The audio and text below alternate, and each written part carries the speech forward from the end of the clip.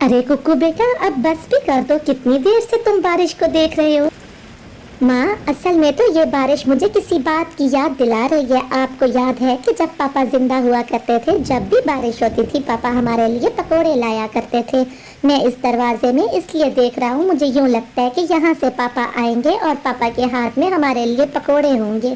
माँ, कितना अच्छा वक्त हुआ करता था। पापा हमसे कितना प्यार किया करते थे और वो हमारा कितना ख्याल रखते थे, है ना माँ? आपको याद है? हाँ कुकू बेटा, मुझे सब याद है। आप दुखी मत हो, मैं अभी जिंदा हूँ। आपकी मम्मा अभी जिंदा है। आपको पकोड़े खाने का मन हो रहा है, मैं अभी जाती हूँ और आपके लिए पकोड़े लेके आती हूँ। आपके पापा होते थे तो वो हमारा बहुत ध्यान रखते थे, लेकिन अब आपके पापा ने सारी जिम्मेदारी मुझे दी है। आपके पापा इस दुनिया में नहीं रहे तो क्या हुआ, मम्मा तो है ना। मेरे बच्चे कुकू, कभी भी दुखी मत होना, मम्मा आपके साथ है। इस बात को हमेशा याद रखना कि पापा नहीं है लेकिन मम्मा आपके साथ है। अब आप यहाँ रुको और मैं आपके लिए कहीं से पकोड़े लाती हूँ। बहुत ही ज़्यादा दुखी मन के साथ, रोती आंखों के साथ पारो चिड़िया अपने बेटे के लिए पकोड़े लाने के लिए उड़ जाती है। सारे गम अपने दिल में लिए एक मम्मा पक्षी अपने बच्चे की हर इच्छा पूरी करती है। वहीं दूसरी तरफ एक बूढ़ी कवि बारिश में भीग रही होती है। तिनकुन के घोंसले में वो खुले आसमान तले बैठ के भीग रही होती है। अरे ये बारिश तो बहुत तेज है, मेरी बूढ़ी हड्डियां इतनी ठंड बर्दाश्त नहीं कर सकती, कोई बचाओ मुझे। ऐसे ही मदद की दुहाइयां देते हुए वो बूढ़ी कवि, बेआसरा कवि बेहोश हो जाती है। पारो जो पकोड़े लेने के लिए जा रही होती है, उसकी नज़र उस बूढ़ी कवि पर पड़ती है तो वो फौरन ही उड़ते हुए उस कवि के पास आ जाती है। अरे बाप रे, ये कौन है और बेहोश कैसे हो गई ये? माँ जी उठिए माँ जी, लगता है इन कवि को होश ऐसे नहीं आएगा, मुझे इनको घर ले जाना होगा।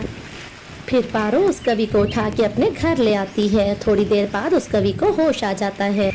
माँ जी, मुझे आपके घोंसले में बेहोश मिली थी, मैं इसलिए आपको उठा के अपने घर ले आई हूँ। माँ जी, आप कहाँ रहती थी? कौन है आप? क्या आपका कोई अपना है? मुझे कुछ तो बताइए ना। फिर पारो चिड़िया उस कवि के लिए भोजन लेके आती है। भोजन खाने के बाद भी वो कवि पारो के आगे कुछ नहीं बोलती और चुप ही रहती है। अगले दिन सुबह को पारो चिड़िया अपनी टैक्सी लेके चलाने के लिए आ जाती है, लेकिन वो मन ही मन सोचती है, आखिर वो बूढ़ी कवि कौन है और वो बिल्कुल तन्हा कैसे रहती हैं अपने घर में। और देखो, घोंसले में तो वो बेहोश पड़ी थी लेकिन कोई भी उनका अपना नहीं आया। इस माँ जी को किस तरह से बात करवाऊँ, ये तो कुछ बोलती ही नहीं। कौन है, कहाँ हैं इनके अपने? वो ऐसे ही मन सोच रही होती है कि उसे एक तोते की सवारी मिल जाती है जिसे दूसरे जंगल में जाना था। वो तोते को लेके दूसरे जंगल में चली जाती है। अपने पति के मरने के बाद पारो चिड़िया अपने पति की टैक्सी चलाया करती थी। लीजिए तोते भैया, दूसरे जंगल में आपका स्टॉप आ गया। बहुत बहुत धन्यवाद चिड़िया, ये लो तुम्हारे 50 रुपए। अब मैं चलता हूँ, तुम बहुत मेहनती चिड़िया हो, ऊपर वाला तुम्हें इसका सिला जरूर देगा। चलो ठीक है, अब मैं चलता हूँ। इसी तरह से सवारियाँ उठाते उठाते यहाँ शाम हो जाती है। पारो चिड़िया कहती है, चलो सारा दिन काम करने के बाद अब यहाँ पर शाम हो गई है, अब अपने घर जाती हूँ। पता नहीं माँ जी किस हाल में होंगी। काश के माँ जी का कोई अपना मुझे मिल जाता ताकि मैं माँ जी को उसके घर में ही पहुँचा देती। अभी वो यही सोच रही होती है कि उसे 2 सवारियाँ और मिल जाती हैं।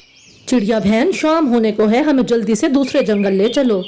हाँ हाँ चिड़िया बहन, हम बहुत जल्दी में हैं, हमें जल्दी से ले चलो। दाम की फिक्र ना करो, जितने चाहे तुम दाम ले लेना, बस हमें दूसरे जंगल पहुंचा दो। इस तरह से वो उसकी गाड़ी में सवार हो जाते हैं। माँ जी तुम्हारे कारण ही गई हैं, ना तुम इतना शोर डालती ना मैं अपनी माँ जी को घर से निकालता। पता नहीं वो किस हाल में होंगी। बस कर दो कालू जी, मैं तो खुद भी बहुत शर्मिंदा हूँ। मुझे क्या पता था कि इतनी तेज बारिश होगी और माँ जी अपने घोंसले से ही चली जाएंगी। अब हम तो कितनी देर से ढूंढ रहे हैं उन्हें। पारो उन दोनों की बातें सुन के तुरंत समझ जाती है और वो उन्हें सीधा अपने घर में ले चलती है। अरे माँ जी, मुझे माफ कर दें, मैंने तो सिर्फ आपको घर से जाने को कहा था, लेकिन मुझे क्या पता था इतनी तेज तूफान आ जाएगा और आप तो वहाँ घोंसले से ही चली जाएंगी। अब आप कैसी हैं माँ जी? मुझे चिड़िया बहन ने सब बता दिया था कि आप बेहोश हो गई थी। हाँ माँ जी, मुझ पर गुस्सा कर लें, मुझे मार पीट ले, लेकिन अब आप हमारे साथ घर चलें। फिर से कभी ये गलती नहीं होगी माँ जी, अपने घर चलें माँ जी, मेरी प्यारी माँ।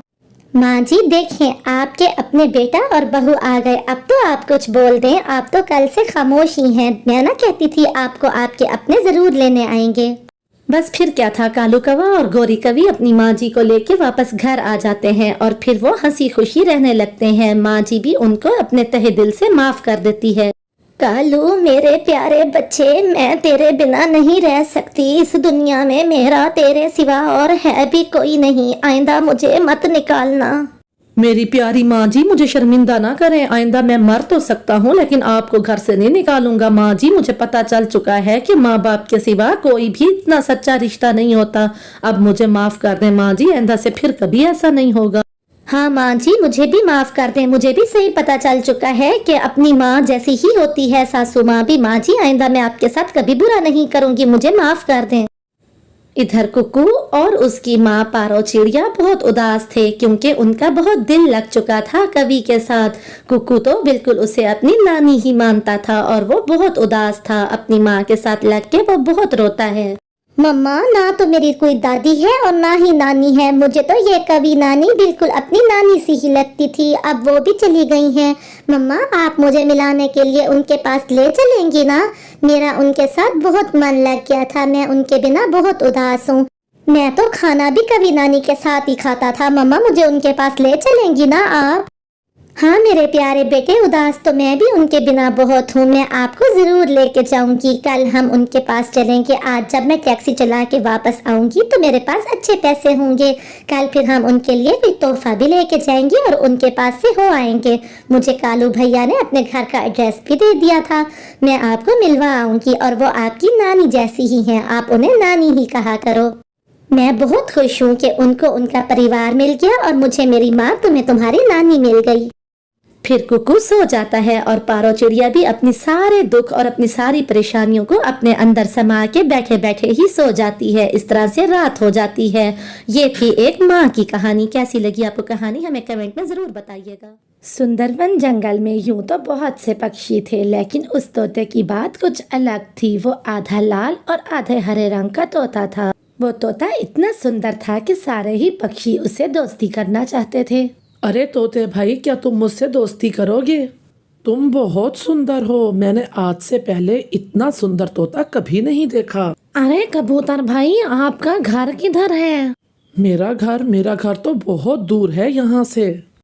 मुझे आपकी मदद की ज़रूरत है। मैं इस जंगल में नया आया हूँ और मैंने अभी अपना घर भी नहीं बनाया। क्या मैं आपके घर में कुछ दिन रह सकता हूँ? अरे हाँ हाँ तोते भाई, कौन सा ऐसा पक्षी होगा जो तुम जैसे खूबसूरत तोते से दोस्ती नहीं करना चाहेगा? इतनी मोटी मोटी आंखें और लाल लाल चोंच, लाल और हरे रंग का क्या कॉम्बिनेशन मिला है तुम्हें? आपका बहुत बहुत धन्यवाद। आप भी बहुत सुंदर हो। ऐसे कबूतर खुशी खुशी उस तोते को अपने घर ले आता है। वो तोते की खूब सेवा करता है, उसे तरह तरह के भोजन खाने को देता है। उसने तो उसे रहने के लिए अलग से कमरा दिया था। खूब सारी सेवा करने के बाद वो दोनों पति पत्नी अपने कमरे में आ जाते हैं। रात भी हो जाती है। वो दोनों बातें कर रहे थे। देखा पत्नी जी, कितना खूबसूरत दोस्त है मेरा। पूरे जंगल में इतना सुंदर तोता किसी ने कभी देखा होगा क्या? मेरे दोस्त की तो वाह वाह हो जाएगी। जी जी पति जी, मैंने तो अपनी पूरी जिंदगी में इतना सुंदर तोता देखा ही नहीं कभी। कर लो मेरी तारीफें कर लो, कुछ देर में पता चलेगा। कुछ देर में वो पति पत्नी सो जाते हैं और तोता तो बैठा सारी रात से जाग रहा था। वो तो चोरी का इंतजार कर रहा था। जैसे ही वो सोते हैं तोता चुपके से उनके कमरे में आता है और साथ पड़ी हुई अलमारी खोलता है। अलमारी में तो उसे एक सोने का बहुत ही सुंदर हार दिखता है। वो चुपके से हार उठा लेता है और वहाँ से फरार हो जाता है। सुबह भी हो जाती है। अलमारी खुली देख के वो पति पत्नी समझ जाते हैं कि चोरी हो चुकी है। उनका रोना धोना तो पूरा जंगल सुन रहा था। मैंने उस पे एतबार किया, ये क्या हो गया? आपकी दोस्ती के चक्रों में मेरे दहेज का सबसे कीमती हार चला गया। मेरी माँ का दिया था। इधर तोता तो चोरी करने के बाद रात ही रात दूसरे जंगल में फरार हो जाता है। वो दूसरे जंगल में बैठा होता है कि वहाँ से एक चिड़िया गुजर रही होती है। तोता बैठा उस चिड़िया को आवाज़ लगाता है, अरे अरे चिड़िया बहन इधर आओ। बात ये है चिड़िया बहन, मैं इस जंगल में नया हूँ, मुझे आपकी मदद की ज़रूरत है। मेरा अपना कोई घर नहीं है, क्या आप मुझे अपने घर में रख लोगी? देखिए तोते भैया, आप बहुत सुंदर तोते हैं, मैं मदद करूंगी आपका घर बनाने में। अगर आप नए आए हैं तो क्या हुआ, मैम और आप मिलके अच्छा सा घर बनाएंगे। अरे नहीं नहीं, मुझे कोई किस्म का घर नहीं बनाना अपना, मुझे बस आप अपने घर में रहने दीजिए।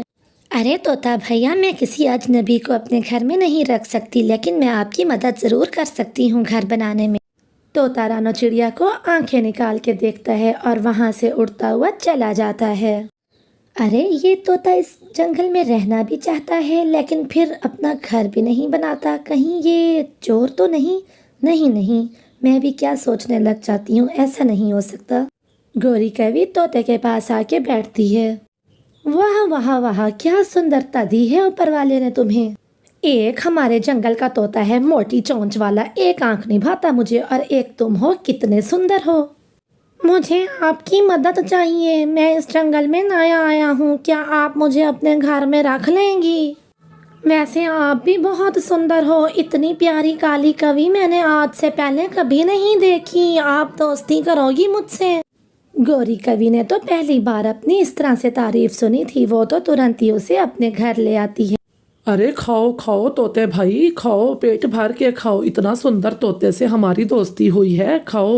वो दोनों पति पत्नी तोते को बहुत सा भोजन देते हैं, लेकिन तोता वहाँ पर भी चोरी करता है। जैसे ही वो सो जाते हैं तो तोता चोरी करके भागने की कोशिश करता है। वहीं घर के बाहर रानो चिड़िया बैठी होती है। गोरी की पड़ोसन रानो को रात को नींद नहीं आ रही थी। जब वो देखती है कि तोते के पंख में हार होता है सोने का, तो वो तुरंत ही समझ जाती है कि तोता चोरी करके भाग रहा है। रानो चिड़िया शोर मचाती है, चोर चोर चोर, तोता चोर है, तोता चोर है। चिड़िया का शोर सुन के सारा जंगल इकट्ठा हो जाता है। गोरी कवि और कालू कावा तो बहुत गुस्से में थे, लेकिन चिड़िया पुलिस को बुलवाती है। पुलिस भी आ जाती है। थोड़ी सी मार पड़ने पे तोता सब बता देता है। तोता तो सिर्फ हरे रंग का तोता था, लाल तो उसने रंग किया हुआ था। उसको जेल हो जाती है और वो जेल में ही रहता है।